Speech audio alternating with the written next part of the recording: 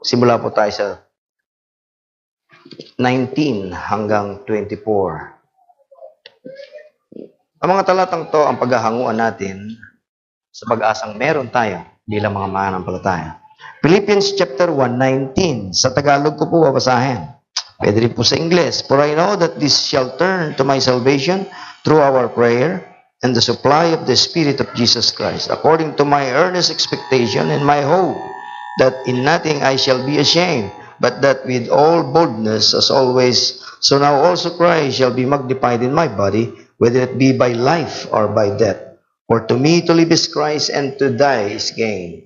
But if I live in the flesh, this is the fruit of my labor. Yet what I shall choose, I wot not. For I am straight betwixt two, having a desire to depart and to be with Christ, which is far better. Nevertheless, to abide in the flesh is more needful for you. Ama namin, salamat po sa inyong biyaya at pagpapalang ito sa amin. Kayo po patuloy magpapalan ito sa aming puso, o ng Espiritu na aming Panginoon.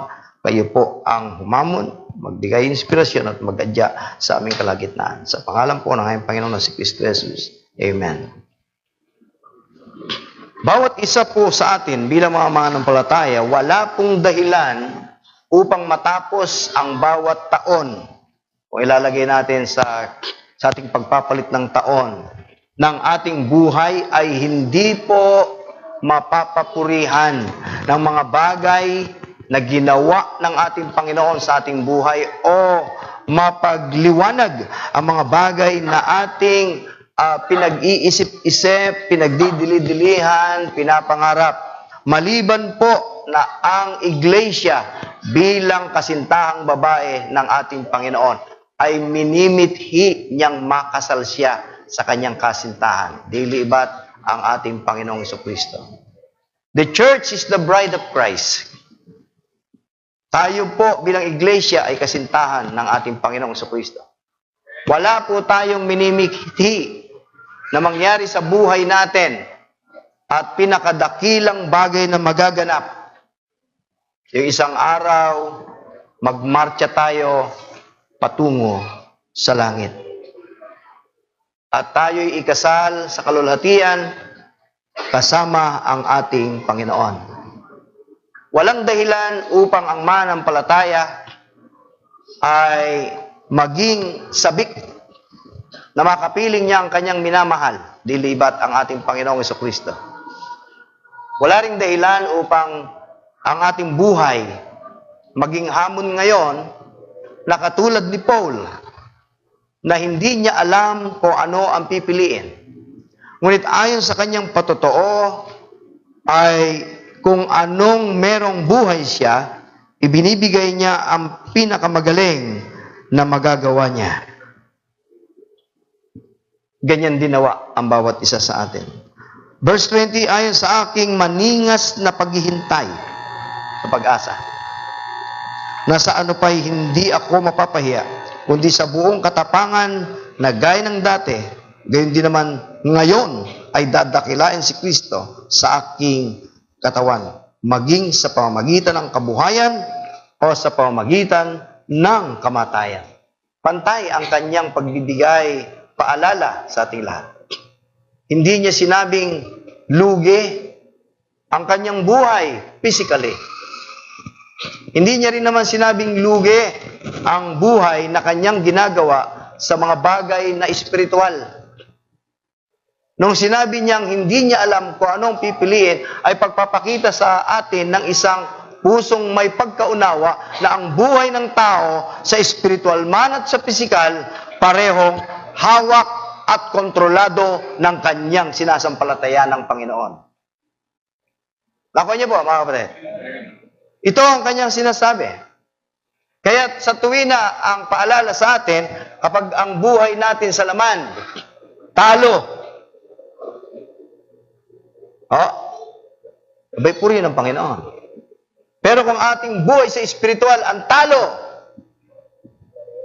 walang karangalan sa Panginoon. Nais ng Panginoon, kung kaya ito na isulat, upang kung si Kristo, siya ang perfect example natin, Kuminsan, dadahilan pa natin, kasi Diyos yun eh. Eto, si Pablo to. Kapatid. Wala tayong sukat na dahilan. Upang hindi maging marugdog. Ang mananampalataya, dapat po merong maningas na paghihintay sa pag-asa na meron siya. We are heavenly bound people. Tayo po ay makalangit na tao. Hindi ho tayo mananatili sa lupang ito. Iiwanan po natin ito sampu ng lahat na ipinundar natin dito. Hindi natin pakikinabangan yan. Why? They are just temporarily given for us to serve the Lord. Ang pangingibabawan kung bakit ipinahiram sa atin yan at pansamantalang magagamit natin ay upang maging makabuluhan ang ating pananatili dito sa pangingibang bayan na to. This world is not our home. We are just a passing through. Tayo po ay manlalakbay lang.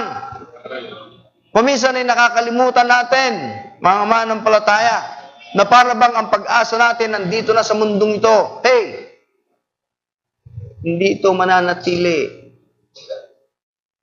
Lilipas ito. Hindi tayo para dito. Amen po? Sabi ng iba about heaven. 1 Timothy chapter 4 verse 7. Pakipost mo nga niya, kapatid. Tingnan natin yung mga ilang haka-haka ng tao tungkol sa langit. Ano po? Datapat itakwil mo ang mga gathang masasama at walang kabuluhan. At saan daw po tayo magsasanay? Magsanay tayo ng basketball. Magsanay tayo umusay sa volleyball. Magsanay tayo sa tinutumbok. Pool. Bilyar. Ay, pool pala yun. Pool pa nga yan. Magsanay tayo sa anumang sport. That's good. Pero ito, ang kanyang suggestion, magsanay tayo sa kabanalan. Why? Hindi kasi natin kalikasan ng kabanalan. Tayo'y pinapaging banal lang. Abay, magsanay ka dyan. Hindi mo alam kung paano mabuhay ng may kabanalan. Mas alam natin ang mabuhay sa laman. Alam natin, madali lang naman manira, madali lang naman magmura, madali lang naman mag-inom, madaling mabuhay ng palayo sa Diyos eh. Pero yung magpakabanal, bang klaseng buhay niyan? And this is the new life in Christ. Ito yung bagong buhay ng mga mananampalataya, mga kapatid. Amen po, mga kapatid. Sapagkat tayo po, bilang mga mananampalataya, bound for heaven. Amen? But what kind of heaven? There are 3 stages of heavens. Makikita natin sa Bible. The first is what we call the first heaven or the clouds of heaven.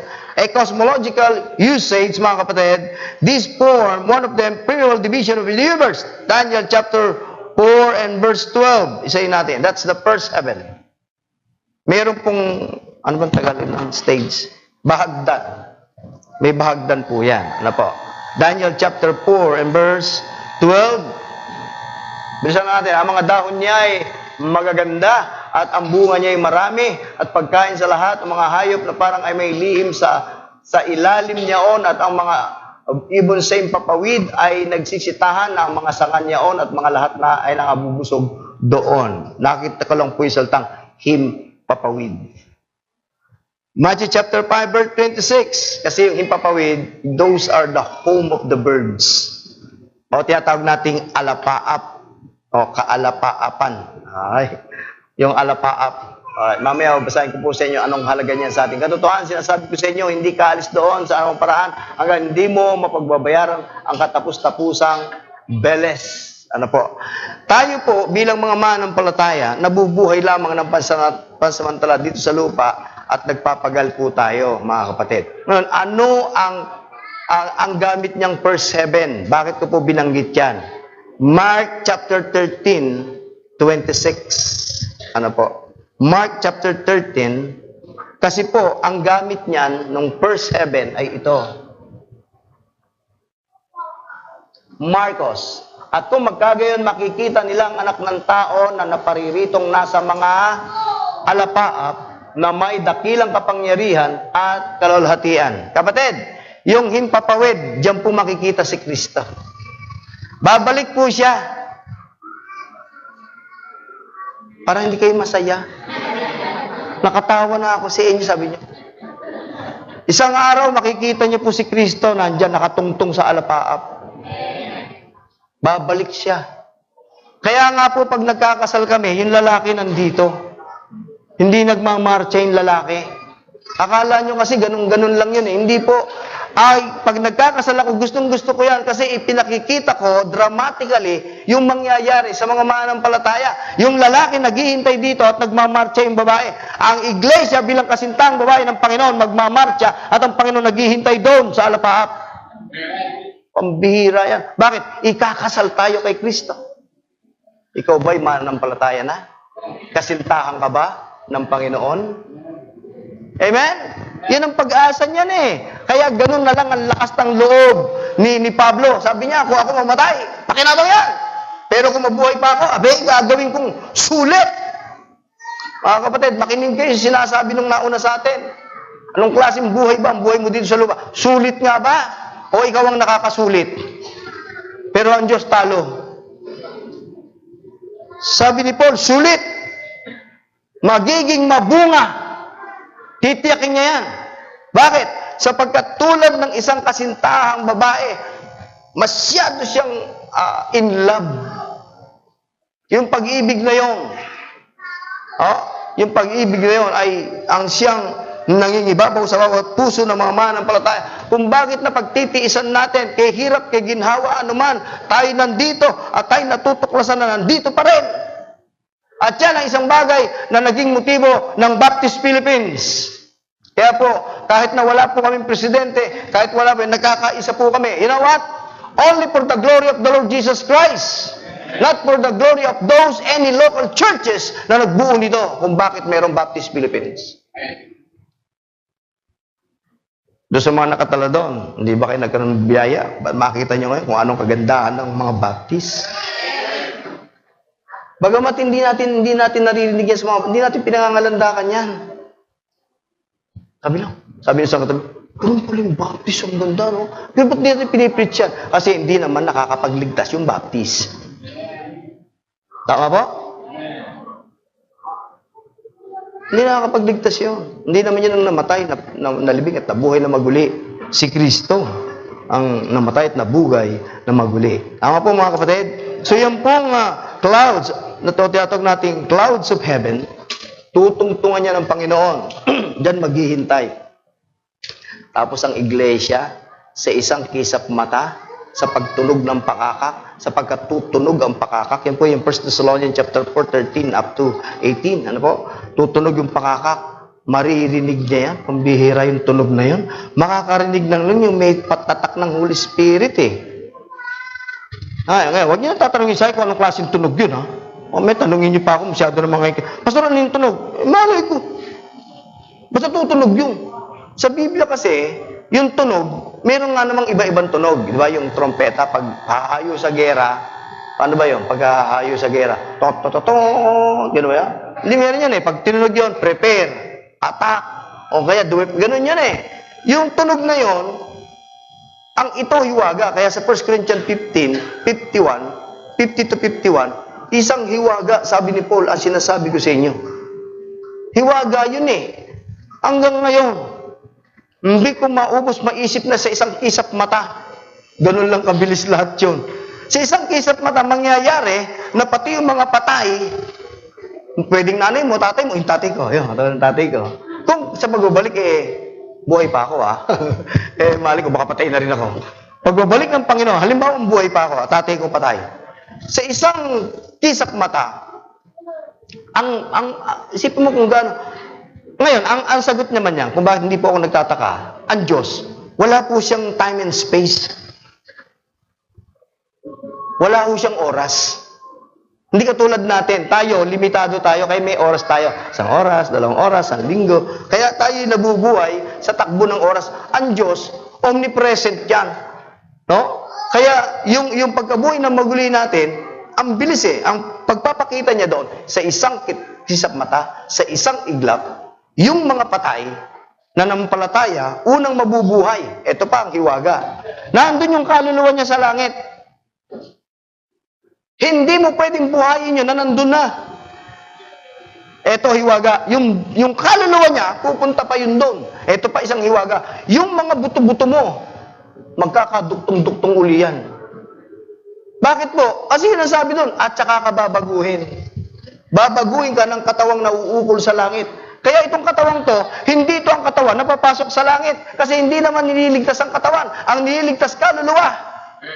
Yung ating kaluluwa, yun ang nililigtas. Yung katawan natin, babaguhin ang sabi sa 1 Corinthians chapter 15. Itong katawan na itinatanim na may kasiraan, bubuhayin na walang kasiraan. Kaya kung ilalagay po natin sa oras natin, ang tagal nun nandun yun. Pupuntahin na sementeryo ng Laloma, kung sa Laloma ka nakalibing. No? Magkakabuo-buo doon, kasi kalas-kalas na yung buto mo eh. Iwalayin na yung kamay mo, lahat, baka nakasako ka na eh. Di ba pagka-expire ka ng sementeryo, sinasako na lang yan. O pag sinako yan, lalagyan lang ng pangalan yan, tatapon doon sa isang tabi. O, gano'n, may tambakan sila eh. Meron silang dihina, tambakan ng mga buto. Palain mo. Bakit? Imposible ba yan? Pinakita na yun sa bahay mo. Magkakaduksong-duksong yan. Bihira. Tapos, yung kaluluwa mo, sasanib dyan. Tapos, bibigyan ka ng katawang nauukol sa langit para makapasok ka ron. At mangyayari yan sa isang isap mata. Gano'ng kabilis yun? Imposible sa atin yun, di ba? Pero Diyos yung nagsalita eh. At yung Diyos natin, Diyos ng mga imposible. Ganun lang yan eh. Pag minsan sabi, ay, imposible yan. Ay, tama po yan, 100%. Tama siya sabi. Yung Diyos ko, Diyos na imposible. Eh, yung Diyos ninyo, Diyos ng mga posible. Dahil yung Diyos ninyo, kayang gawin. Nagagawa niyo yung Diyos niyo eh. Kaya niyong paiyak eh. Kaya niyo ipakusak-kus. Kaya niyo kung ano-ano bihisa ng pang-basketball. Pagka may summer, may liga. Pagka ano naman. Yan ang Diyos nila, nabibihisan nila yun.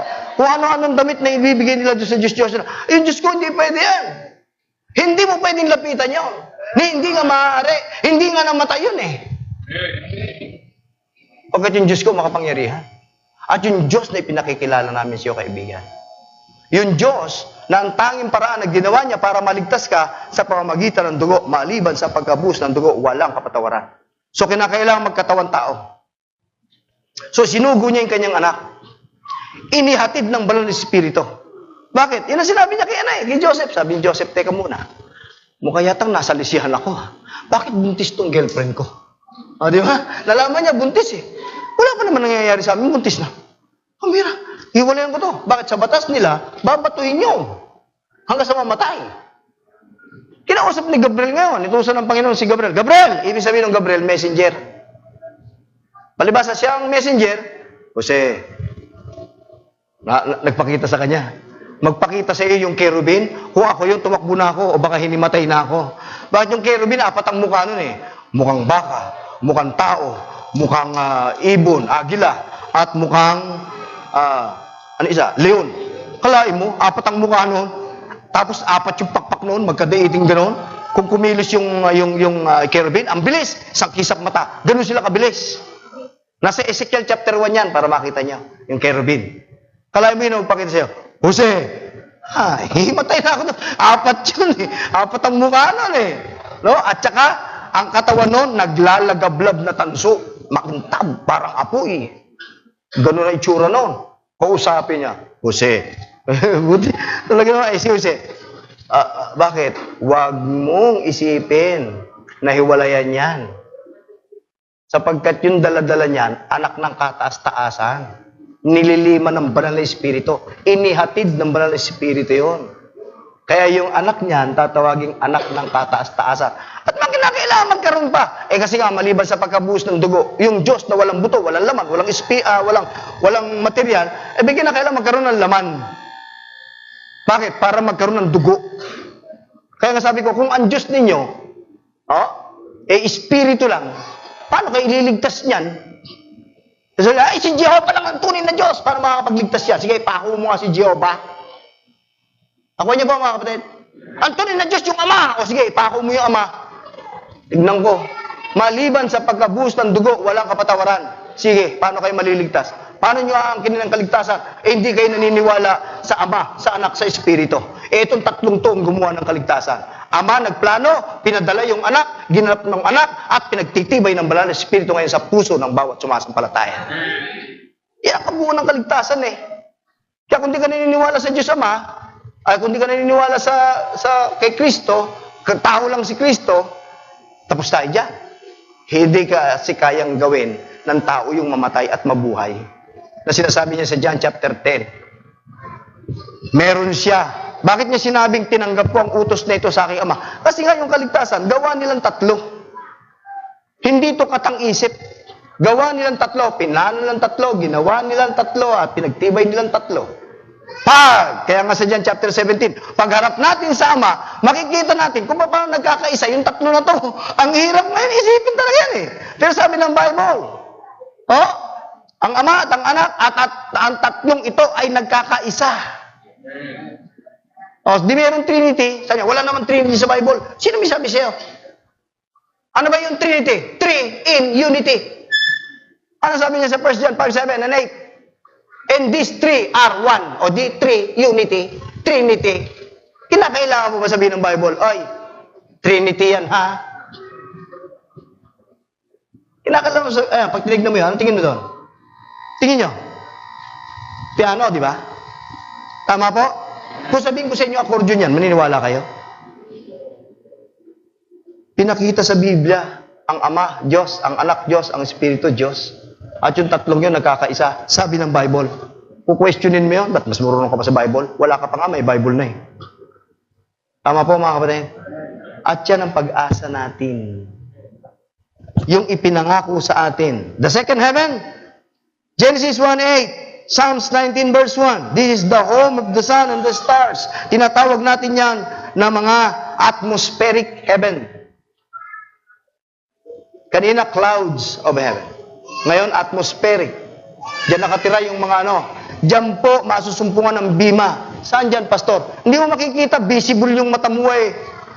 Yung bima, invisible yun, yung bima. Ang bima, sa salitang Greek, ang ibig sabihin, judgment seat. Yung bima, katulad ng mga nagbabasketball, may mahabal na mesa doon. Tapos, announce ng pinasa kayo, pinasa. Tapos yun din yung magpapasya, sino yung nanalo. Kaya nga sa 1 Corinthians chapter 3, haharap tayo kay Kristo Jesus. Kaya yung idea na sinasabi nila, ang heaven daw, uupo na lang daw tayo sa isang tabi doon, at pakanta-kanta. Para bang sinasabi nyo, ang heaven, wala kang gagawin? Hindi ko totoo yan. Dahil hindi tama ang kanilang pagpapahayag nito. Ang una pong ating haharapin dyan, mga kapatid, kung mapapansin nyo po, nagbigay ang Panginoon ng kanyang parabola. Nagbigay siya ng talento. Una, 10. Pangalawa, 5. Tapos, 1. Tama po? Tatandaan niyo yun? Alright. Ngayon, pagbalik ng Panginoon, yung binigyan niya ng 10, hinahanapan niya ng 10 pa. At doon sa nakaganap ng 10, alinsunod doon, yung tungkulin na gagampanan niya, doon sa hinaharap. Napansin niyo ba yon? Napansin niyo ba mga kapatid? Yung 10 ibinigay sa kanya, hinahanapan na ng Panginoon ng bunga. At doon sa bunga na ibinigay sa kanya, doon nakadepende kung siya bibigyan ng reward. At ang sabi doon, narito ang 10 pa. Dahil namahala ka doon sa 10, ito pa yung 10. Kaya ang heaven, hindi po muna yung wala kang gagawin doon. Hindi po. Kasi ang mga mananampalataya po ngayon, kinakailangan maglingkod tayo. Tayo po ay talagang, ang tawag dito, buwis buhay. Yung paglilingkod natin. Kahit na mamatay ka dyan, basta mamatay kang naglilingkod. Kahit gutuming kang naglilingkod. Ba't sa palagay ba, ang Diyos na matuwid, magbibigay ng maling kahatulan sa iyo na nagsuko ng iyong buhay? Baka nakakalimutan mo yung Hebrew chapter 6 and verse 10. Kapatid. Tingnan po ang sabi niya. Lista niyo na lamang po yan. Tingnan niyo po. Hebrew chapter 6 and verse 10. Tayo po ngayon, kayo ba talaga may pag-asa sa langit? Si Pablo, doon sa sinulat niya, kaya ho siya nalilito, pareho siyang aktibo doon sa dalawang buhay niya. Pangit naman po yung aktibo lang tayo doon sa bagay na buhay na ito at hindi tayo aktibo sa Panginoon. sa kanyang pagpapakita sa atin. Sabi niya, ngunit kung ang mabuhay sa laman, itong present natin, ay siya kung palad. Halimbawa, ipahihintulot pa ng Panginoon na mabuhay ka pa ng mahabang panahon. No? Hanggang sa uugod-ugod ka na, nakahalik ka na sa lupa kung maglakad. Di ba? Ganun yung bumabalik tayo. Yung umuyo ko tayo. Yung mga matatanda, di ba? Yung mga matatanda, parang kawayan yan eh. Di ba? Pagka bata pa, yabang eh, no? Di ba ganun yung kawayan? Diretso-diretso, eh, no? Ulat na ulat eh. Habang tumatanda yung kawayan, payuko ng payuko. Yung matatanda rin tao, habang patanda ng patanda, pahukot din ng pahukot. Tapos hanggang sa, wala na siya. Tayo ngayon matatanda na, ikanta natin. Matatanda na, di ba? Ganun yan. Nagiging hukot na tayo. No? Amen, mga kapatid? Yun ang sabi ni Paul. Hindi niya raw alam kung anong gagawin niya. Ibig sabihin talagang kahit saan nilagay si Pablo, kay pakinabang na material, kay pakinabang espiritual, parehong masipag. Parehong masipag. Parehong masipag. Kaya sabi niya, hindi ko alam kung ano pipiliin ko eh. Kapag buhay na ito, ito yung magiging mabungang pagpapagal. At aywan ko nga kung ano ang aking pipiliin. Kasi kaya niya hindi niya alam kung ano pipiliin niya. Pantay. He's always giving the best that we can do for the Lord's glory. Ganyan ang gusto ng Panginoon sa atin. While, binibilang ko kayo kanina eh. Dahil pa rin kulang. Amen? Dahil pa rin kulang. Nagpaplano kami. Dahil every year, gagawin niyang Baptist sa Philippines natin. Sabi, Pas, sa next year, lahat ng kuha natin, pagsamasamahin natin. Kako, sige, ginawa na namin yan sa Jesus Save. Natandaan niyo po? Lang attendance natin ay 10,676. Ako kasi coordinator no, kaya alam ko attendance. Na yung eskwelahan na yun, 10,000 lang, halos puno na. Pero sabi nung ni principal, ano ba yung pangalan ng principal dyan? Atas. Sabi niya, maabot ng 15,000. Hanggang dun sa may ano. And abot natin ang 676.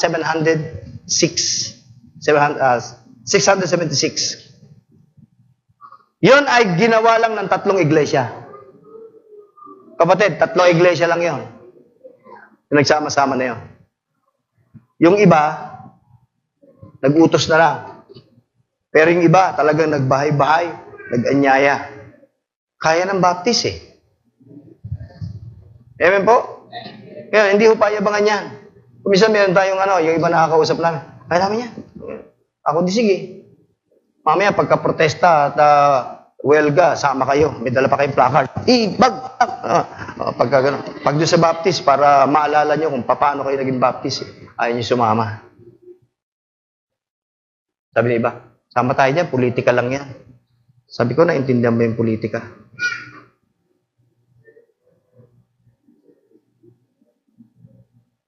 Naintindihan nyo mga kaya yung politika. Mga kapatid, hindi tayo pinanganak sa pagiging anak ng Diyos para magkaroon ng indifferent spirit.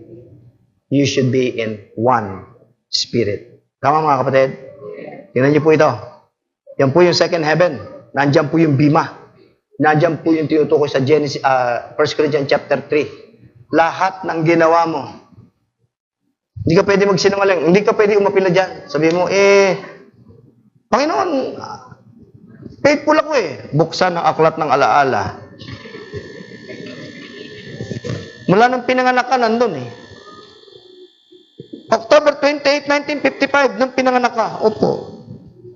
Pinanganak ka doon sa Nalisian, Pangasinan, Malasiki. Opo. Doon po ako pinanganak eh. Mula doon, kulang-kulang na 5 taon, dinala kayo sa Maynila ng tatay nyo. Nag-squat kayo doon. Opo, nag-squat kami doon. Pagkaraan ng ilang taon, ang tatay ko nabulag. Lahat yun nakatalain doon. Aklat ng alaala. At kung kailan ka na-save. Bihira. Kapatid, hindi mo man ipagmayabang. Nakatala po kung sino nagdala sa inyo sa Panginoon. Why? Heaven is a full of surprise. Heaven is a blissful place. for the believers. Mga kapatid. Hindi po ito isang lugar na kung saan ay walang pakialaman. Hindi po, mga kapatid.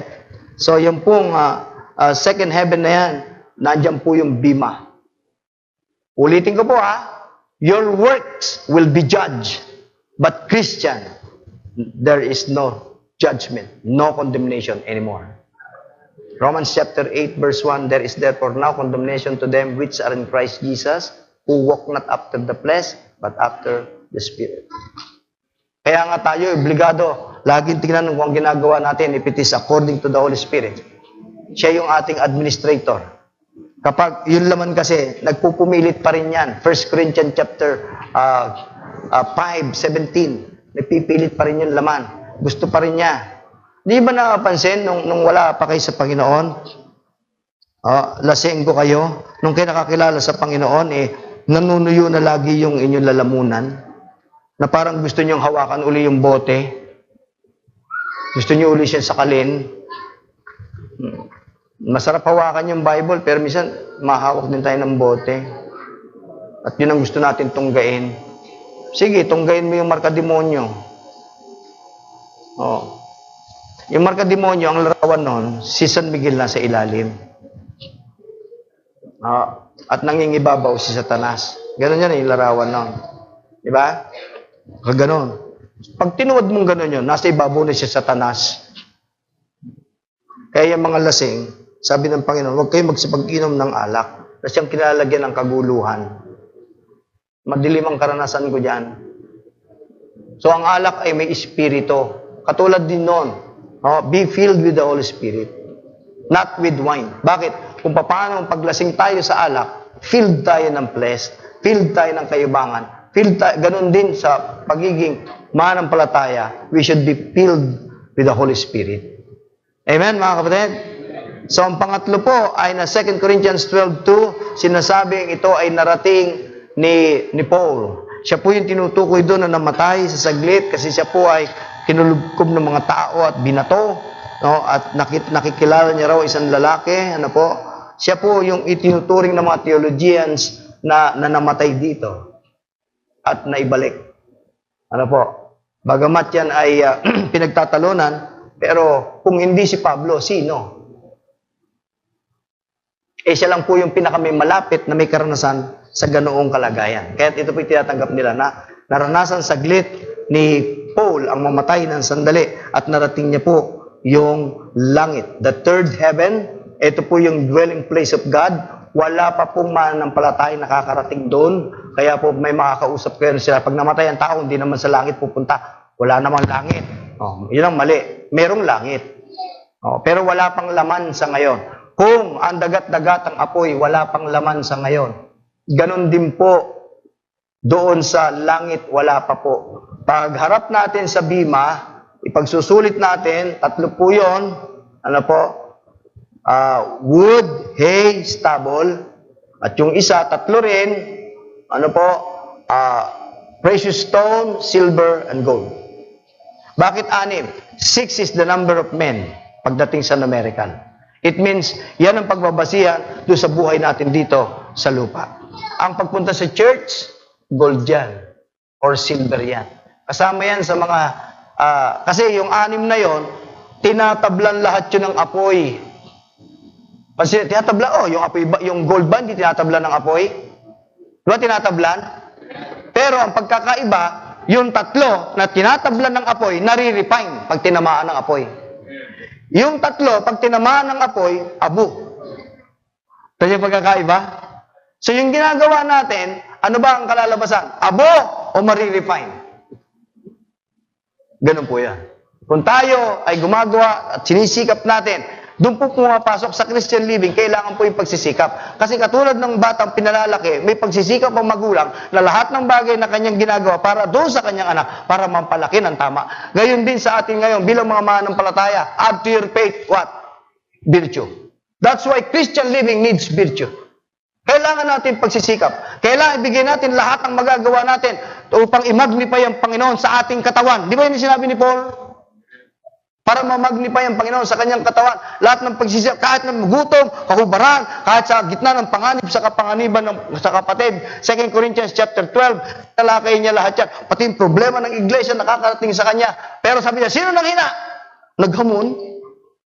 Naghamon siya. Sabi niya, ako hindi. Pag dito kaya sinigaw, sino nang hina? Ako, pastor. Una na eh. Ako, pastor. Oh, wala lang pamasahe, wala nang church. Wala lang panggasolina, wala lang church. Wala lang pagkain, hindi na magcha-church. Hindi lang napautang ng kapatid sa Panginoon. Oh. Kaya kung minsan yung mga miyembrong SIMA natatakot dito mag-church pag bagong dating. Alam niyo ba kung bakit? Kasi pagdating tingin sa kanila, dollar. Lalapitan ng mga kapatid na hindi, Brad, mamaya, makita mo, kausapin mo yun, Brad, ilan lang utang sa'yo? Nakasampu na ho ako eh. Oh. Ano sabi? Babayaran daw ko. Kailan? Pag nagkapera. Dumaan na yung 50 taon, hindi na nabayaran. Naging pampalibig na lang niya. Ano sabi ng Bible? Huwag kayong mga kautang sa sino man. I-exercise niyo yung faith niyo. Bakit? Ginutom ka na ba ng Diyos mo? Kapag ang Diyos natin, nasubukan natin, na tayo ay pinabayaan, tumayo kayo, mapapahiya kayo kay David. Sabagay sabi ni David, hindi ko nakita ng anak ng Diyos nagpalimos. Bakit? Love gives. In giving, ang foundation ng giving is love. Tama, kapatid? May binuong si Hotala dyan eh. Si Hotala. Paano ba yun? Nakalimutan ko na yung sinabi niya. You cannot love without giving, but you can give without love. Totoo yan. Mahal natin ang Panginoon, hindi pwedeng hindi ka magbibigay. Pero yung pagbibigay, kayang gawin ng mga walang pag-ibig sa Diyos yan. Tama po? Kaya ito yung maging konsentrasyon ng ano natin. Tayo ba ipatungo doon sa langit? Ngayon, sa tatlong to, alin yung pinapangakong langit dyan? Yung pong third heaven. Yun ang dwelling place ng Diyos. At doon po tayo dadalhin ng ating Panginoon. Tingnan niyo po, sabi sa 1 Thessalonians chapter 3. Ito, babasahin po natin. Doon po tayo dadalhin. Kaya ako po, inano sa inyo yan, doon ho tayo dadalhin sa third heaven. Ano po sabi dito?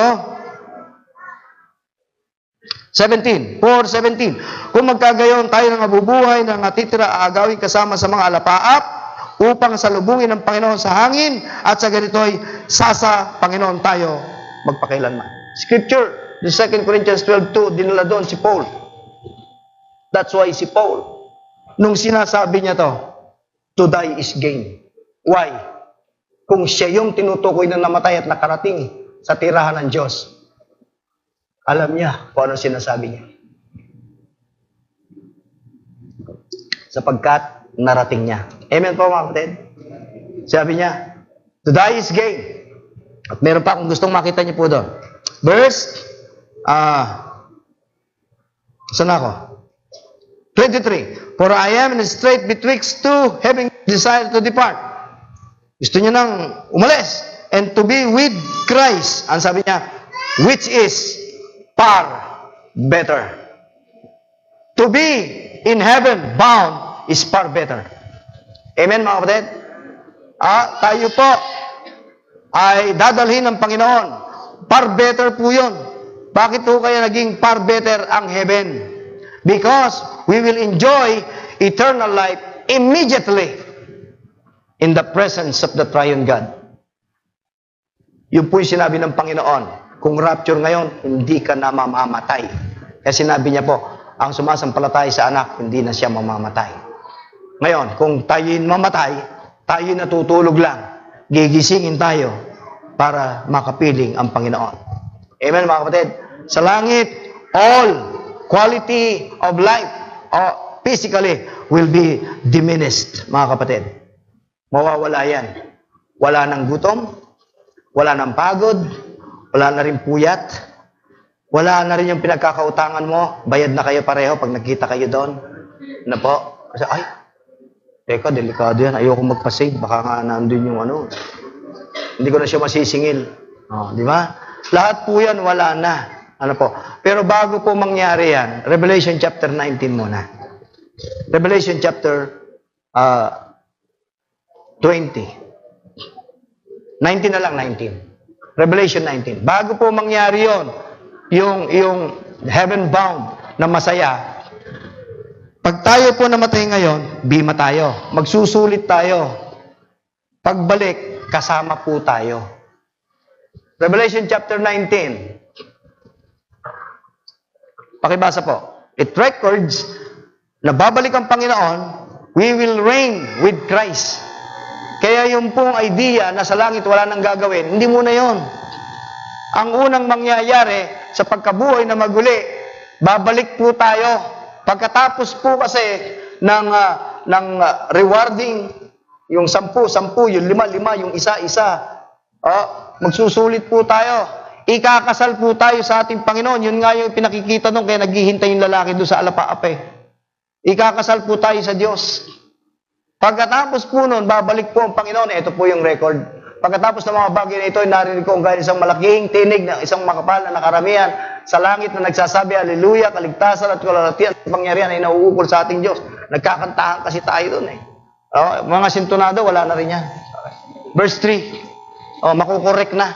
Yung mga kumakanta na nasa kaliwa, ay, wala na yan.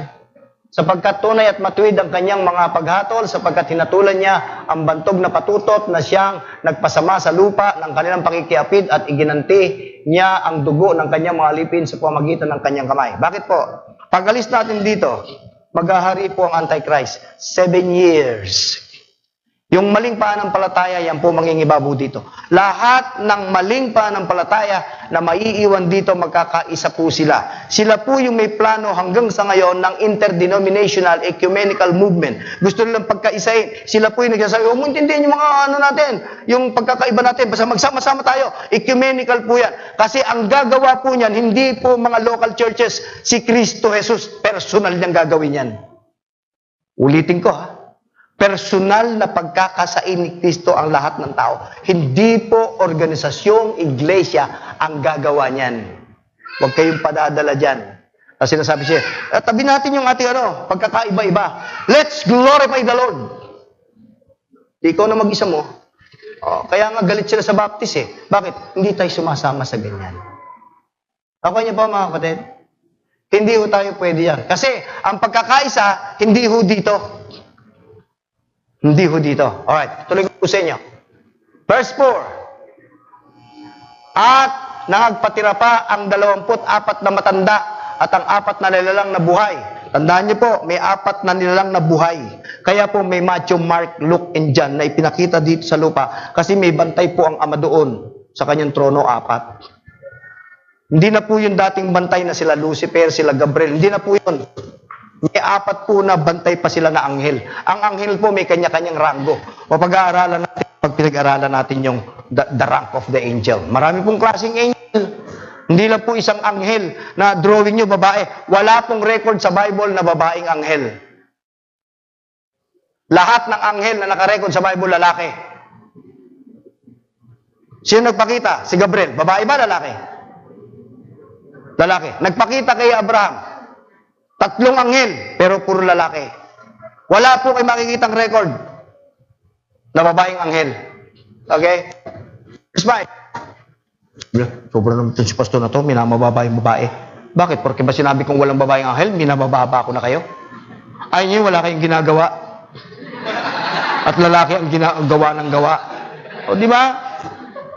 5. Lobas ang isang tinig sa luklukan na nagsabi, purihin ninyo ang ating Diyos, ninyo lahat ng mga lingkod niya, ninyong lahat ng mga natatakot sa Kanya, maliliit at malalaki. Verse 6. Bisa natin. Malapit na ako. Verse 7 na. Verse 7 na ba? Tayo yung mga galak at tayo yung mga sayang mainam at siya'y ating luwalhati sapagkat dumating ang pagkakasal ng kordero at ang kanyang asawa. Handa na. Ang gira. Yung church kasi nandun na eh. Binihisa na eh. Ikakasal na sa ating Panginoon eh. Alright. Verse 8. At sa kanya kaloob na dapat ang kanyang sarili ng mahalagang lino, makintab at tunay sapagkat ang mahalagang lino ay siyang matuwid na gawa ng mga banal. Ating mga gawa na matutuwid, lahat yung kasama yun. Tandaan niyo po, yung gawa mo na paglilingkod mo sa Panginoon, hindi mo mawala yan. Taglay-taglay mo yan doon. Amira. Verse 9. Kaya wag tayo magsasawa dyan. At sinabi niya sa akin, isulat mo, mapapalad ang mga inaanyayahan sa paghapon sa kasalan ng kordero. At sinasabi niya sa akin, ang mga ito ay siyang tunay na mga salita ng Diyos. Verse 10. At ako'y nagpatira pa sa kanyang paanan. Si Juan nga pala nagsasalita dyan. Baka hindi niyo po. At ako'y nagpatira pa sa kanyang paanan upang siya aking sambahin. At sinabi niya sa akin, ingatan mong huwag gawin yan. Nagpakita kasi sa kanya anghel. Kanya, huwag mong... ingatan mong huwag gawin yan, ako'y kapwa mo alipin at ang iyong mga kapatid na mayroong patutuo ni Jesus. Sumamba ka sa Diyos sapagkat ang patutuo ni Jesus ay isang espiritu ng hula. Yung sa English po, angel po yan. Sa Tagalog, hindi ganun ang pagkakasalit. Pero pag sa English niyo po binasa yan, nagpakita isang anghel kay Juan, sinamba niya, sabi sa kanya, huwag mong gawin yan. Okay? Verse 12. Kasi ang pagsamba sa Diyos lang binibigay yan. At ang kanyang mga mata ay ningas ng apoy at sa kanyang ulo ay maraming diadema at siya ay may isang pangalang nakasulat na sino man ay hindi nakakaalam kundi siya rin. Verse 13. At siya ay nararamtan ng damit na winisikan ng dugo at ang kanyang pangalan ay tinatawag na Berbo ng Diyos. Eh, sino yung nagpakita na yun? Si Kristo po yun. Kaya ho diadem. Ang kanyang corona, diadem. Yun po ay corona ng Ama na ipinapasa na sa prinsipe na susunod na hari. Kaya diadem. Ano po? Tuloy. At ang mga hukbong nasa langit ay sumusunod sa kanya ng mga nakasakay sa mga kabayong puti at ang nararamtan ng mahalagang linong maputi at dalisay. Kaya hindi na tayo mag-aaral magkabayo. Pagbalik, nakakabayo na tayo. Ako meron akong mga bayo. Tuloy natin. 16. At siya ay mayroong isang pangalang nakasulat sa kanyang damit at ang anghita, hari ng mga hari at Panginoon ng mga Panginoon. Of course, alam natin si Kristo yan. 17.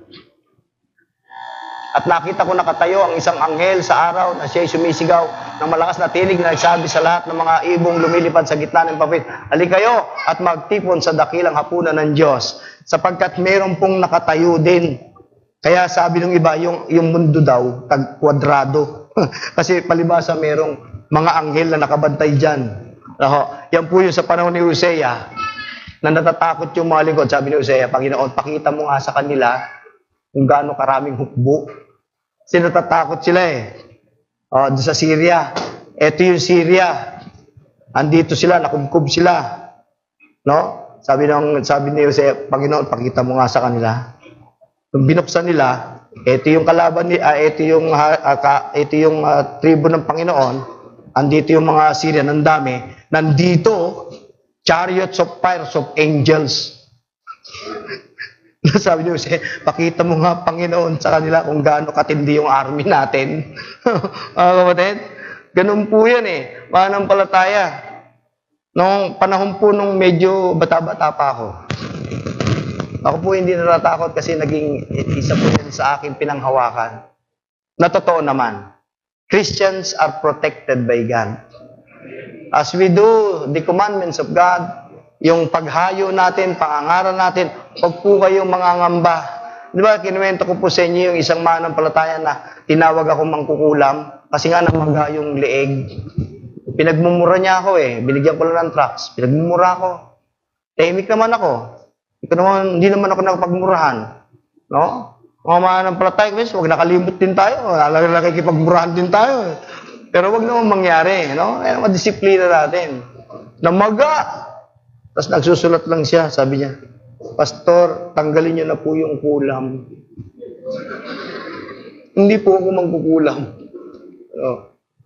Pinagpray ko siya, tinanggap niya ang Panginoon. Kinabukasan, umupa na yung kanyang leg. Ano po? Marami po kaming karanasan. May karanasan pa ako, isang kamanggagawa ko dito, nag-station kami. Ano po? Sa Panginoon ng papuri. Pinitsirahan ako noon kasi instructor sa gym, nagpapalaki ng katawan. Pag tumayo yung ganyan lang kami. Kaya akong bitbitin na isang kamay noon. Sabi ko ba yung pastor ng asawa ko? Tinaas niya akong gano'n Talagang kakawag-kawag ako doon. Para akong butete Susunod lang talaga. Ikaw ba? Ikaw po, inaakit ka. Gano'n lang naman siya ng gano'n. Sabi ko naman, pikit naman ako ng pikit. Iniintay ko na lang Hindi naman dumadapo sa kamay ko yung kamay niya. Ay, yung mukha ko yung kamay niya. Hindi. Tapos binaba niya na lang ako. Ayaw na makita pagmumukha mo rito, Sabi ko, bakit? Ano bang ginawa ng pagmumukha ko? Tapos dinuraan niya ako. Ako panyo, pinunasan ko lang. God bless you. Mahirap po yun. Kasi galing po ako sa away eh. Sa tanang buhay ko, hindi mo pwedeng gawin sa akin yan. Manghihirap ka ng mukha sa aso. Pero nung nakakilala ko sa Panginoon, sabi ng Panginoon, hindi kanya pababayaan. No weapon against you. Walang sandata na magtatagumpay sa iyo. Tandaan mo yan. Alala ko tuloy yung ating boksingero. Sinabi niya, you will be delivered into my hand. Sabi niya. So, nakikita niyo po mga kapatid, bilang isang mananampalataya, tayo po ay sumusunod sa yapak nitong mga naunang mananampalataya sa atin. So, yung heaven na ito na pinapangako sa atin is far better. Bakit niya sinabing far better? 2 Corinthians chapter 12, 2-4. Ano po? Tayo po ay maghahari. Po mangyayari yung judgment. Detalye ko po sa inyo yan. Pagka ayun na siguro baterya nito. Alright. Judgment of the nation. Kambing at mga tupa. Sabi ng mga Matthew chapter 25 po yan. Basahin niyo. Kailan ka namin nakitang hubad? Kailan ka namin nakakulong at dinalaw ka namin? Sabi ng Panginoon, yung ginawa ninyo sa maliliit na ito, yung kanyang kapatid, ginawa ninyo una sa akin. Kaya po, may mga kaibigan tayo na kawang gawa, napakasisipag eh. Pero ang kawang gawa, hindi makakapagdala sa langit. Hindi makakapagdala sa langit. Itong mga taong to na hinatulan ng ating Panginoon, kaya nila ginawa ang tumulong doon sa kapatid ng ating Panginoon kasi mananampalataya sila. At alam nila, tulad din natin, ang mga Hudyo, kalahi ng Panginoon yan. Pinagpe-pray natin yan. Kung may pagkakataon, tutulong tayo dyan.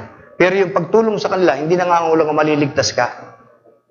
Dapat linawin natin yan. Amen po mga kapatid? So pagbabalik dito, magkakaroon ng judgment of the nation. Yung mga hindi tumulong, bubuka lupa, itatapon doon sa impyerno. Yung mga tumulong na hintil, ito po ay judgment of the nation, hintil po ito. Hatol doon sa taas ng mga mananampalataya, pagbabalik, kasama na tayo, hahatulan po yung mga tumulong sa Hudyo at yung hindi tumulong sa Hudyo, kambing at tupa. Tapos magkakaroon ng 1,000 years, si Satanas uhulihin. Binasa ko na sa inyo kanina. Itatapon siya doon sa bottomless pit. Tapos maghahari dito.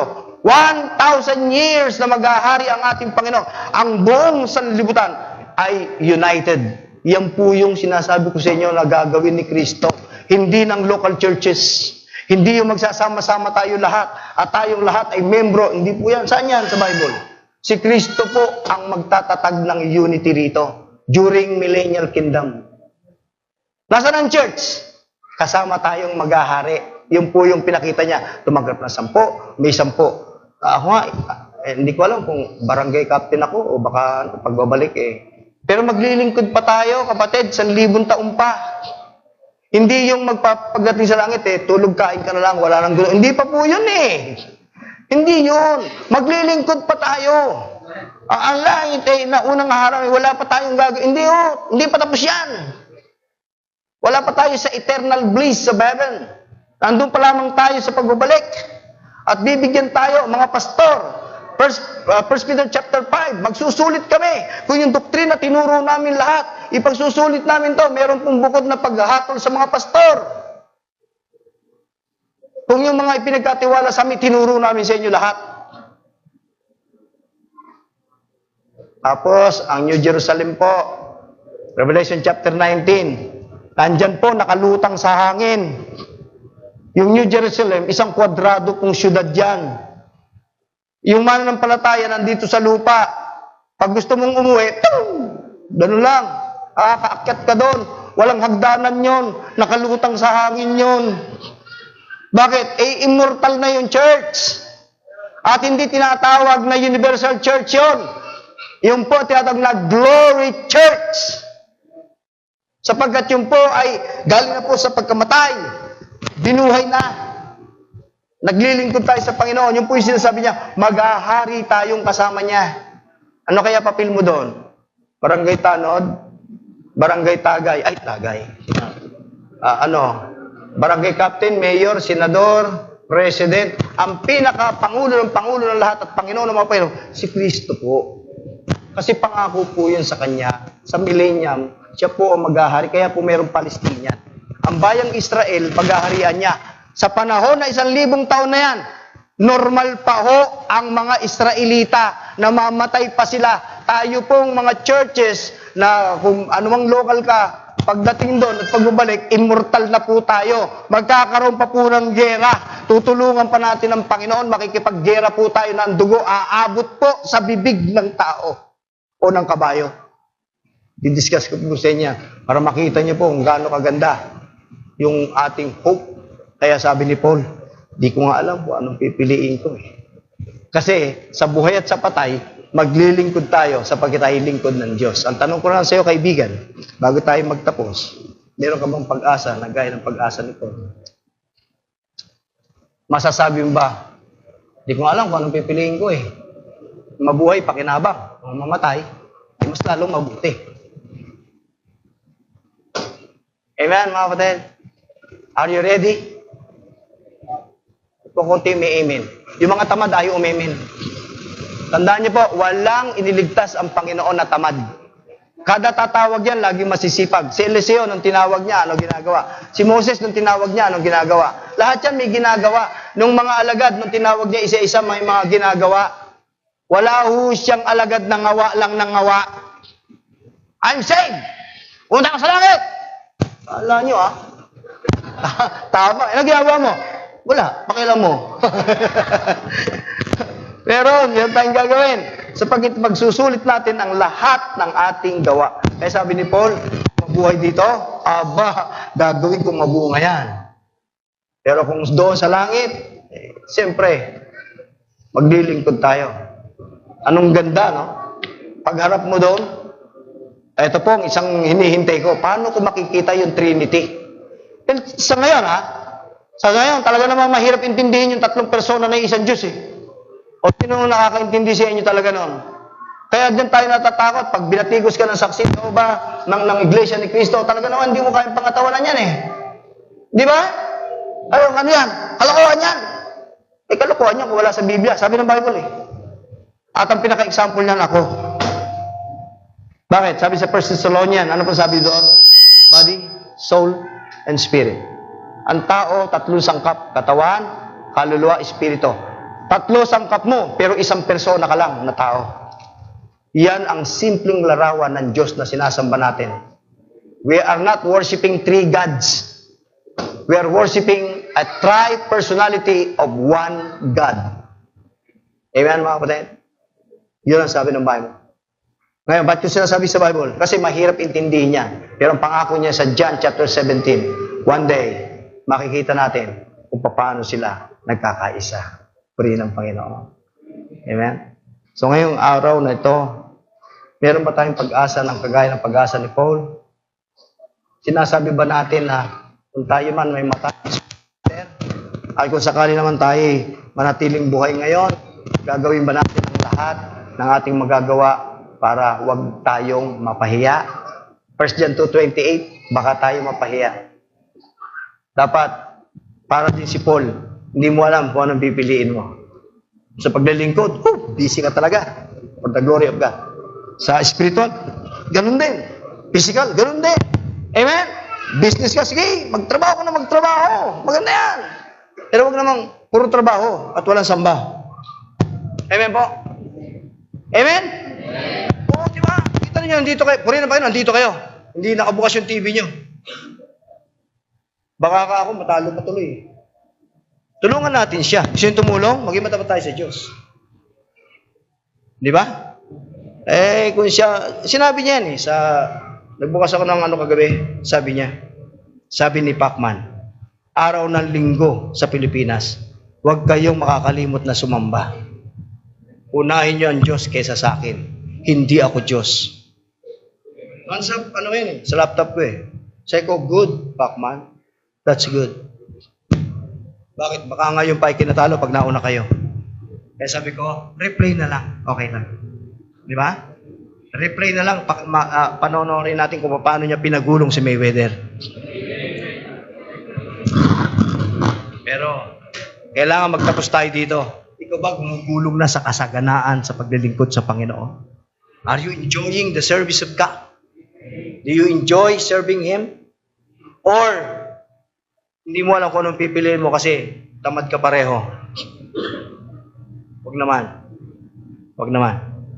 One of this day, we will all be accountable to what we have done. Magkaroon sana tayo ng sinabi ni Paul, kung alam ko anong pipiliin ko. Ibig sabihin, pareho siyang abala. Kung ipagkaloob ng Panginoon, namamatay na siya, fine. Pupunta naman siya sa langit. Kung ipagkaloob na siya maglilingkod, maglilingkod siya na maglilingkod. Amen mga kapatid? Ay, dumako sa Panginoon. Ama, salamat po. Kita ay minsan pang gumitaw ang tunay na hamon. Saan nga namin mas iniuukol ang aming panahon. Tulad ni Pablo, totoong ang langit ay iyong tahanan. Salamat po sapagkat hindi kami mananatiling nasa alapaap. Kami titira, nakasama mo magpakailanman. Ngunit Ama, sa kasalukuyan na narito kami at buhay, naglilingkod, nawa o Diyos, gawin naming mabunga ang bawat paglilingkod. Maging makabuluhan bawat pagsamba. Maging makabuluhan din ang aming pag-aangat sa aming kabuhayan. Talaga namang hindi masamang maging masikap sa aming mga negosyo, sa aming hanap buhay, sapagkat kailangan namin to habang kami narito sa lupa. Utuluto niyo po, Panginoon, na kami makapanindigan na wag naming maging Diyos ang pera, wag naming maging Diyos ang aming trabaho, wag naming maging Diyos at ilagay sa unahan mo ang mga tinatangkilik naming material. Sapagkat nakakahiya, sapagkat ito'y mawawala. Kaya mong alisin ang lahat ng bagay na yan. At Ama, kaya niyo rin pong pagpalain sa mga anak mo nagiging matapat sa paglilingkod. Nabalik namin lahat ng kapurihan ngayong umaga. Kay Kristo ang aming Panginoon. Amen.